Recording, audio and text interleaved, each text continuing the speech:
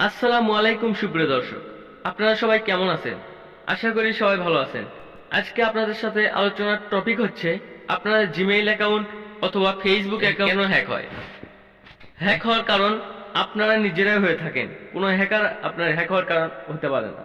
আপনারা যখন কোনো ফেক ওয়েবসাইট অথবা যে কোনো সিকিউর ওয়েবসাইট হোক বা যেটাই হোক না কেন, আপনারা তো আসলে জানেন না যে এটা ফেক নাকি আসল। যখন আপনি কোনো ওয়েবসাইটে রেজিস্ট্রেশন করার জন্য প্রস্তুত নেন, তখন আপনার সামনে একটি ফর্ম চলে আসে। সেই ফর্মটা ফিল আপ করার জন্য আপনারা কি করেন?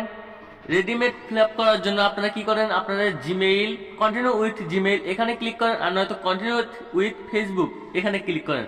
আর এই ভুলটাই আপনাদের ভুল হয়ে দাঁড়ায়। আপনি যদি একটু তাড়াহুড়ো না করে আপনি যদি ফর্মটা ধীরে সুস্থে ফিল আপ করতেন, তাহলে এরকম ভুলটা হতো না। কারণ ধীরে সুস্থে ফর্ম ফিল আপ করার কারণে আপনার কোনো ডেটাই তাদের কাছে পৌঁছে যেত না।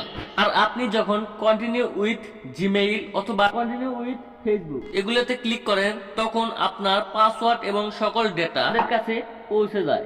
আর তাদের মনের মধ্যে যদি শয়তানি থাকে, তাহলে আপনার আইডিটা অথবা জিমেইল অ্যাকাউন্টটা হ্যাক করতে পারে, ঠিক আছে? আর যদি ওই জিমেইলে আপনাদের হাজার হাজার সাবস্ক্রাইবারের চ্যানেল থেকে থাকে, তাহলে তো আপনাদের চ্যানেলটা মুহূর্তের মধ্যে শেষ। কারণ তাদের চোখের সামনে হাজার হাজার সাবস্ক্রাইবারের আপনার চ্যানেলটা দেখা যাচ্ছে, আর আপনার ভুলের কারণে সেই চ্যানেলটা তাদের নেয়ার সুযোগ রয়েছে। সেই সুযোগ কি হ্যাকাররা হাতছাড়া করবে?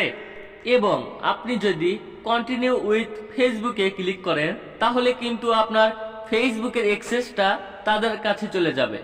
বুঝেছেন নিশ্চয়? আর তখন তারা ইচ্ছা করলে আপনার ফেসবুক অ্যাকাউন্টটাও তাদের অ্যাক্সেসে নিতে পারবে, যদি মনের ভিতর শয়তানি থাকে। আর তাই যতই বিশ্বস্ত ওয়েবসাইট অথবা বিশ্বস্ত অ্যাপস হোক না কেন, আপনারা কখনোই কন্টিনিউ উইথ জিমেইল অথবা কন্টিনিউ উইথ ফেসবুকে ক্লিক করবেন না। একটু সময় লাগুক, তবুও ফর্মটা ফিল আপ করে রেজিস্ট্রেশন কমপ্লিট করবেন।